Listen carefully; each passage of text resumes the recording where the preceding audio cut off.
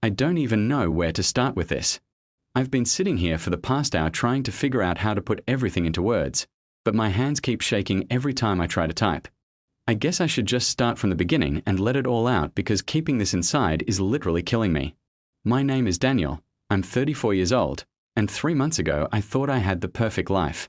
Perfect wife, perfect marriage, perfect future ahead of us. I was so wrong it's almost funny. Almost. My dad died on a Tuesday morning in July. Heart attack. Sudden, brutal, and completely unexpected. He was only 62 years old, still working, still active, still the guy who'd call me every Sunday to talk about football and ask when I was finally going to give him grandkids. And then he was just gone. I got the call from my mom at 6 in the morning, and I remember the sound she made, this awful wailing that didn't even sound human.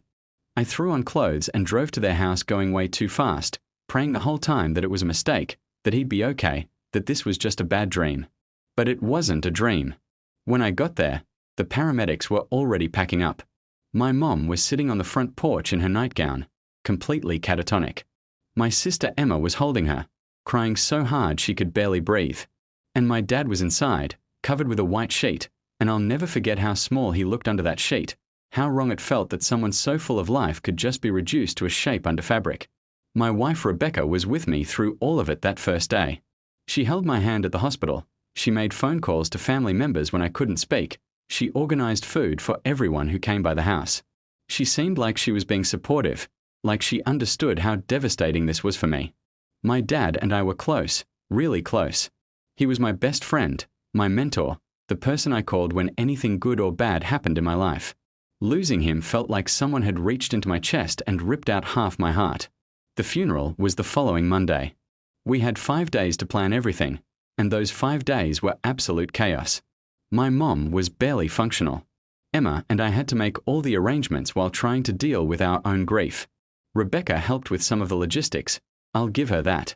She picked up the program from the printer. She made sure we had enough chairs ordered for the service. She even helped my mom pick out what to wear. But looking back now, I can see she was distant. Physically present but emotionally checked out. The day before the funeral, on Sunday evening, I was sitting in my childhood bedroom at my parents' house going through old photo albums with Emma. We were trying to pick pictures for a memorial slideshow, and every single photo made us cry. Pictures of Dad teaching me to ride a bike, Dad at my high school graduation, Dad walking Emma down the aisle at her wedding 3 years ago. We were both completely destroyed, just sobbing and holding each other, when Rebecca came in. "Hey, so I need to talk to you about something," she said, and her tone was weird. Kind of casual, kind of nervous. I wiped my eyes and looked up at her. "What's up?" She shifted her weight from foot to foot. "So, remember how Melissa and I had been planning that girls' trip to Cancun? The one we booked like 6 months ago." I stared at her. Emma stared at her. Neither of us said anything. "Well, it's coming up in 2 weeks, and I know the timing is really bad, but we already paid for everything and it's non-refundable. And Melissa is really counting on this trip because she's been so stressed with her divorce and everything, and I just wanted to let you know that I'm still planning to go." I couldn't believe what I was hearing. "You want to go on vacation 2 weeks after my father's funeral?" I mean, I know it sounds bad when you put it like that, but Daniel, we paid almost $3,000 for this trip. That's a lot of money to just lose. And it's not like me being here is going to bring your dad back. You'll be back at work by then anyway, getting back to normal life. Emma stood up. "Are you serious right now? His dad just died. Our dad just died. And you're worried about a vacation."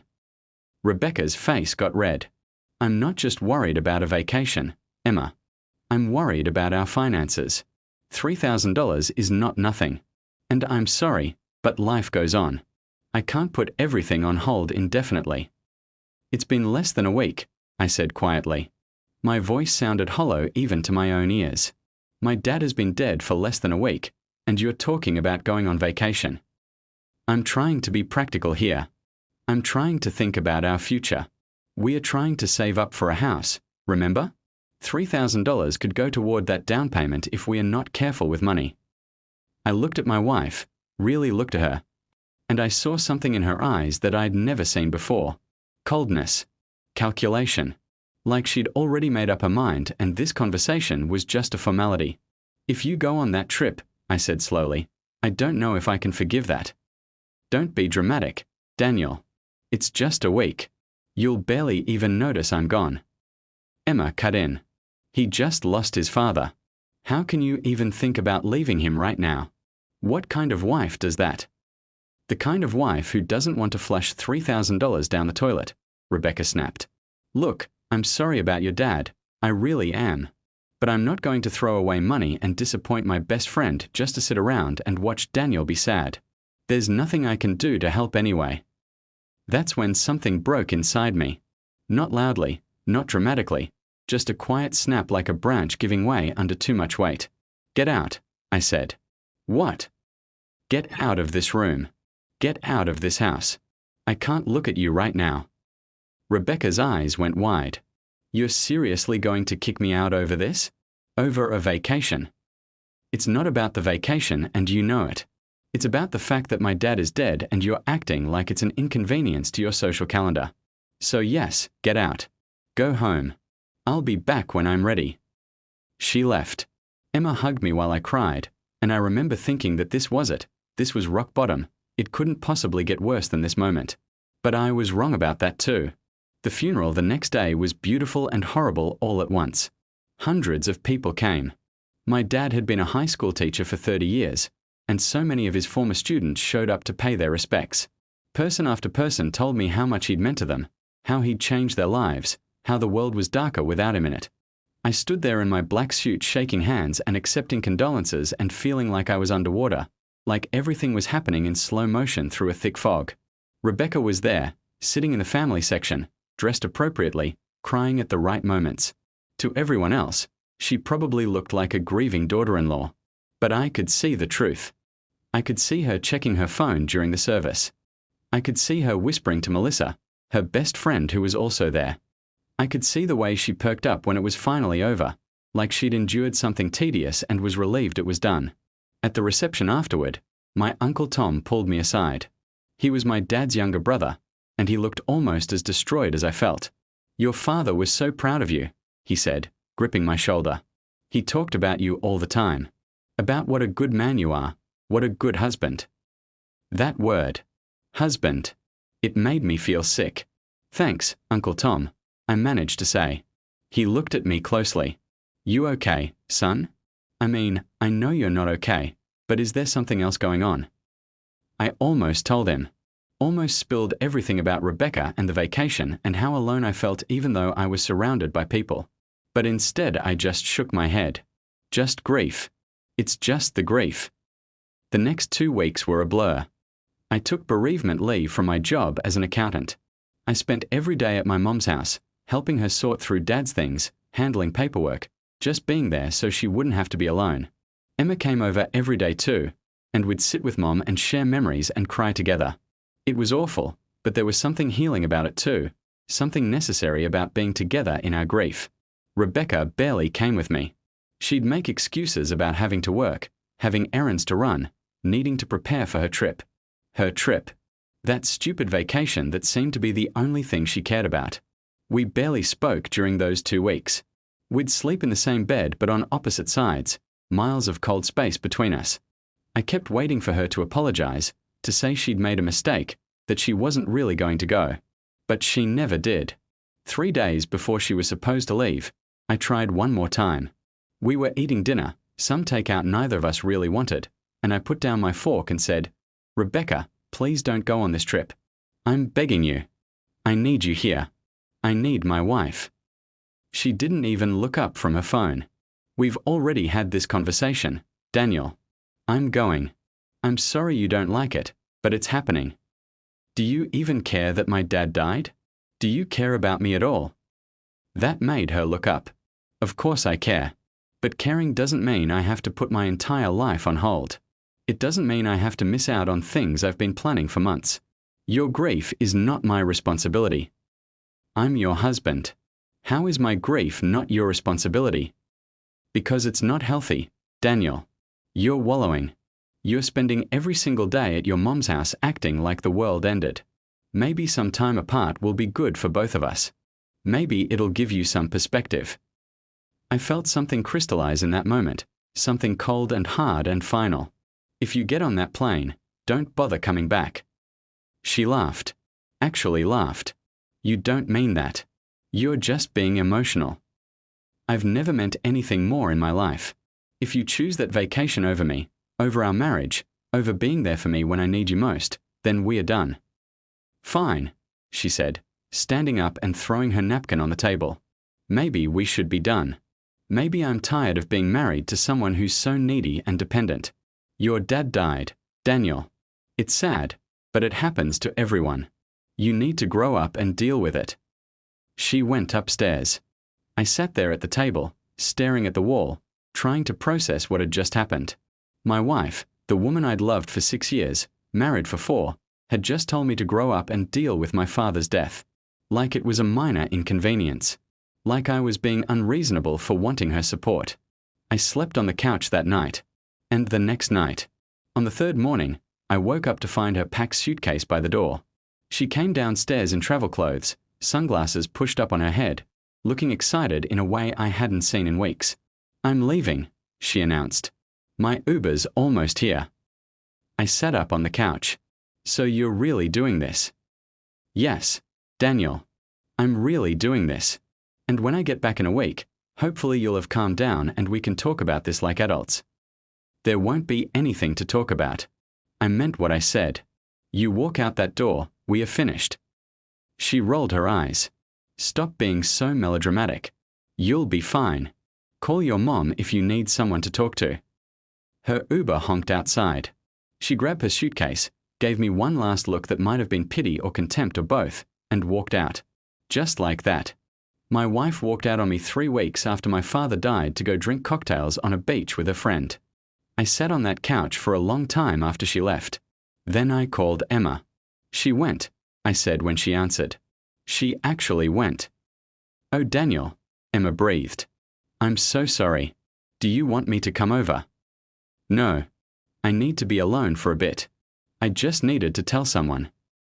What are you going to do? I don't know. But I know I can't stay married to someone who would do this. Over the next week, while Rebecca was posting pictures on Instagram of herself in a bikini holding margaritas, I started to see things clearly for the first time in a long time. I looked back over our marriage and saw all the warning signs I'd missed or ignored. The way she'd always prioritized her wants over my needs. The way she'd gotten angry with me for spending too much time with my parents. The way she'd complained about having to go to family dinners. The way she'd rolled her eyes whenever I'd get emotional about anything. I'd thought I was in a partnership, but really I'd been in a relationship where only her feelings mattered. Where I was expected to support her dreams, her hobbies, her friendships, but when I needed support, I was being needy and dramatic. My dad's death had just made it impossible to ignore anymore. I talked to a lawyer. Just a consultation, just to understand my options. We didn't have kids, which simplified things.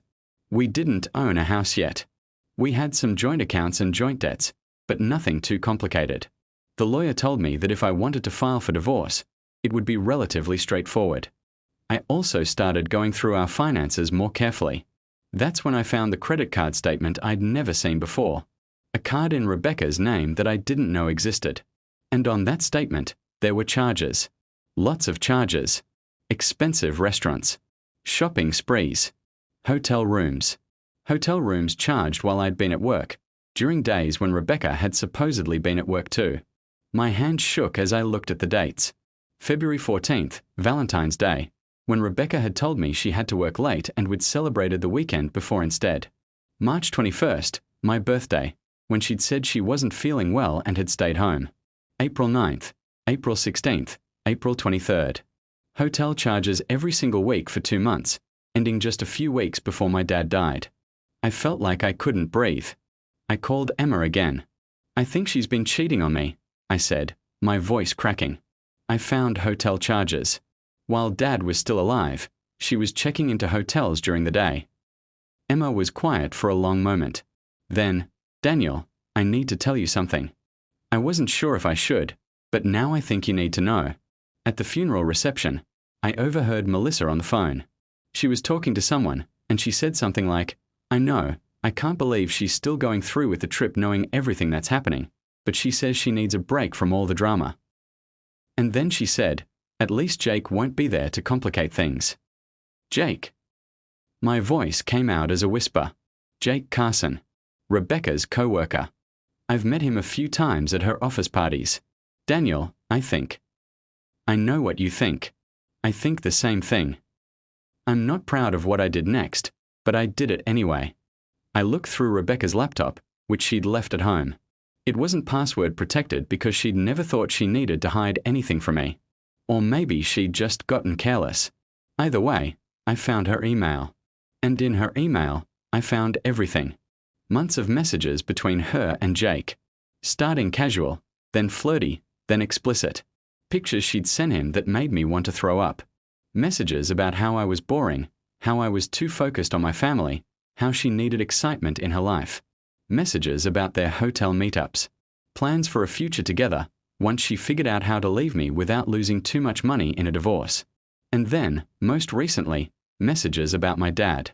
About how inconvenient his death was for her plans. About how I was being overly emotional about it. About how she couldn't wait to get away from me for a week and clear her head. Jake had written back saying he'd miss her, that he wished he could come on the trip, that when she got back they needed to make a decision about coming clean. I printed everything. Every message, every picture, every piece of evidence. I made multiple copies. And then I called the lawyer back. I want to file for divorce immediately, I told him. And I have evidence of adultery. That will certainly speed things along, he said. When do you want to start the process? Today. Right now. I want her served with papers the day she gets back from her vacation. Rebecca came home on a Sunday evening, tanned and relaxed and smiling. She walked in with her suitcase, saw me sitting at the kitchen table, and her smile faltered a little. "Hey," she said cautiously. "How was your week?" I didn't answer. I just slid a manila envelope across the table toward her. "What's this?" she asked, but I could see her face going pale. She knew. Somehow, she knew. "Open it." Her hands were shaking as she pulled out the papers. Divorce petition. And behind it, printed copies of her messages with Jake. Her face went from pale to ashen. "Daniel, I can explain." "Don't." My voice was surprisingly steady. "Don't insult me by trying to explain. I know everything. I know about Jake. I know about the hotels. I know what you really think about me. I know that you've been planning to leave me but wanted to make sure you got as much money as possible first." Tears started rolling down her face. It wasn't like that. It just happened. I didn't mean for it to go this far. You didn't mean to cheat on me for months? You didn't mean to abandon me right after my father died? You didn't mean to mock my grief in messages to your lover? Which part didn't you mean, Rebecca? I'm so sorry. I made a mistake. I was confused. I do love you, Daniel. I do. No, you don't. And honestly, I don't think you ever did. I think you loved what I provided. Stability, financial security, a nice life. But you never actually loved me. She sank into a chair, still crying. What do you want me to do? Do you want me to beg? I'll beg. Please don't do this. We can go to counseling. We can fix this. I don't want to fix this. I want you to sign those papers. I want you to move out. And I want you to understand that you destroyed our marriage the moment you chose yourself over us. The affair was just the final proof. But I love you, she sobbed. I know I messed up, but I love you. You have a funny way of showing love. My dad died, Rebecca. My dad died, and you went on vacation.